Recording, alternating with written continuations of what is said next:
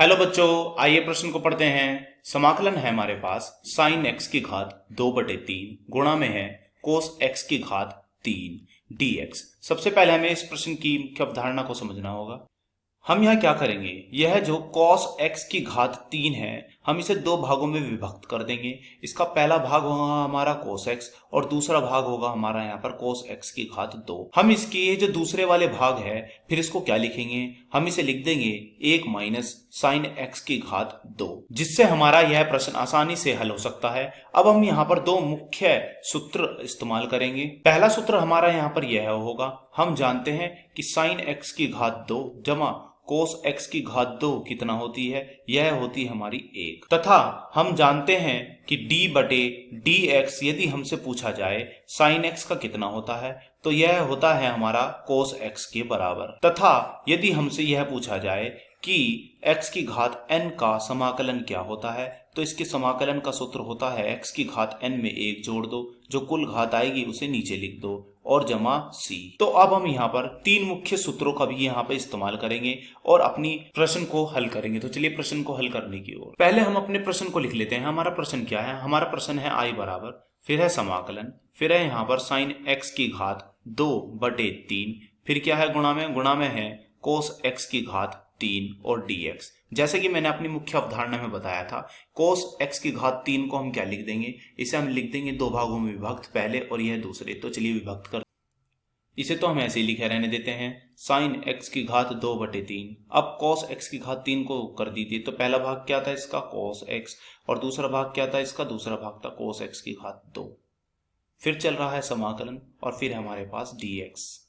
इससे आगे मैंने क्या कहा था, इससे आगे मैंने कहा था कि cos x की घात 2 का क्या सूत्र होता है। हम जानते हैं, जैसे कि मैंने मुख्य अवधारणा के पहले सूत्र में बताया है, साइन x की घात 2 जमा cos x की घात 2 का क्या मान होता है, इसका मान होता है 1। हम यहाँ से क्या करते हैं, cos x की घात 2 का मान निकाल लेते हैं। तो cos x की घात 2 का मान आएगा हमारा 1 माइनस साइन x की घात 2। तो अब हम यहाँ पे रख देते हैं अपने समाकलन में। तो बताइए i बराबर कितना आएगा, तो i बराबर हमारा आएगा साइन x की घात 2/3 और फिर क्या आएगा हमारा, यह उतार देते हैं cos x और cos x की घात 2 की जगह आ जाएगा 1 माइनस साइन x की घात 2 और साथ में क्या चल रहा है, साथ में चल रहा है हमारा dx। साइन x को t मान लेते हैं। तो चलिए मान लीजिए, हमने क्या माना, हमने यहाँ पर मान लिया है कि साइन x हमारा t के बराबर है।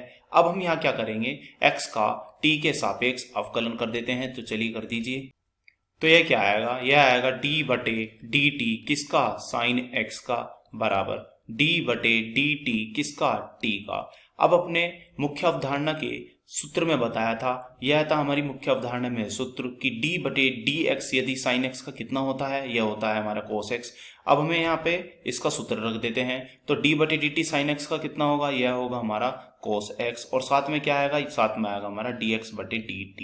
बराबर में क्या है, बराबर में t की घात 1 मान लेते हैं और घात आगे और घात में से 1 कम। यहाँ हमने कौन सा सूत्र लगाया है, यहाँ हमने सूत्र लगाया है d/dx। यदि हमसे पूछा जाए x की घात n का तो इसका सूत्र होता है घात आगे और घात में से 1 कम। तो n आगे आ गया और n में से 1 कम हो गया। अब हम इसे आगे बढ़ाते हैं, तो यह आएगा हमारा cos x, फिर आएगा हमारा dx/dt बराबर में कितना आएगा, t की घात 0 और किसी की घात 0 का मान होता है हमारा 1। तो यहाँ से हमने क्या निकाला, यहाँ से हमने निकाला cos x dx का मान। तो यह कितना आया, यह मान आया हमारा dt के बराबर। तो जहाँ कहीं भी cos x dx लिखा हुआ होगा हम वहां पर dt का रख देंगे। अपने प्रश्न को देखते हैं। हमारे प्रश्न में हमें cos x और dx यह दोनों मिल चुके हैं। हम इन दोनों के स्थान पर क्या रख देंगे, dt।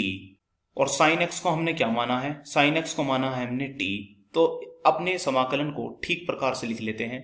तो i बराबर हमारा समाकलन कुछ इस प्रकार आया, t की घात 2/3, फिर क्या आएगा, फिर आएगा हमारा समाकलन में 1 माइनस t की घात 2 और dt।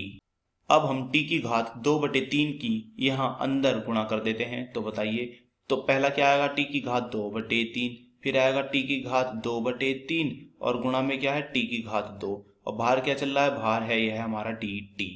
हम बढ़ते हैं इससे आगे। हमारा पहला समाकलन क्या होगा, t की घात 2/3 dt माइनस, अब हमारा दूसरा समाकलन लिख लेते हैं। दूसरा समाकलन होगा t की घात 2/3 में क्या जुड़ जाएगा, 2 और d। तो ये हमें क्या मिलेगा, पहला समाकलन t की घात 2/3 dt और माइनस में दूसरा समाकलन 2/3 में यह 2 जोड़ दीजिए तो यह हमें कितना मिलेगा, यह हमें मिलेगा 8/3। तो t की घात हो जाएगी यहाँ पर 8/3 और dt। अब हमें ज्ञात है t की घात n का समाकलन का क्या सूत्र है। हमने अपनी मुख्य अवधारणा में यह तीसरा सूत्र बताया हुआ है, x की घात n का समाकलन का सूत्र x की घात n जमा 1/n/1। बस यहाँ पर x के स्थान पर t है तो रख दीजिए x के स्थान पर t। तो बताइए कितना आएगा, यह हमारा आएगा t की घात 2/3 में 1 जोड़ दो, जो कुल घात आई उसी घात को नीचे जो की त्यों लिख दो, माइनस फिर है हमारा t की घात 8/3, 8/3 में 1 जोड़ दो, जो कुल घात आई है वही कुल घात नीचे लिख दो, जमा में क्या है, जमा में है c। अब हम बढ़ते हैं आगे की ओर।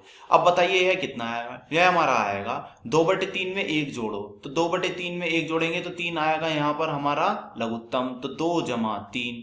ऊपर कितना आएगा, ऊपर भी यही आएगा 2 जमा 3/3। फिर है माइनस, फिर यहाँ पे भी लिख दो, तो t की घात कितनी आएगी, यहाँ भी लघुत्तम 3 आ जाएगा, तो ऊपर क्या आएगा 8 जमा 3।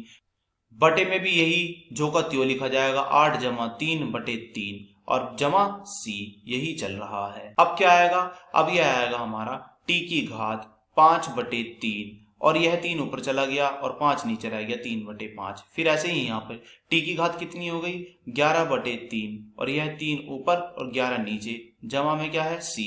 मान वापस रख देते हैं जो हमने माना था। तो हमने क्या माना था, हमने माना था sin x बराबर t, तो sin x हम वापस रख देते हैं। तो चलिए बताइए कितना आएगा, यह आएगा हमारा 3/5 sin x की घात कितनी, sin x की घात आएगी 5/3, तो लिख देते हैं 5/3। फिर है माइनस, फिर है हमारा कितना, फिर है हमारा यह 3/11, तो 3/11 और sin x की घात कितनी 11/3 और जमा में क्या है c। तो यही हमारे इस प्रश्न का उत्तर हुआ है। आशा करता हूं यह प्रश्न आपको समझ में आया होगा। धन्यवाद।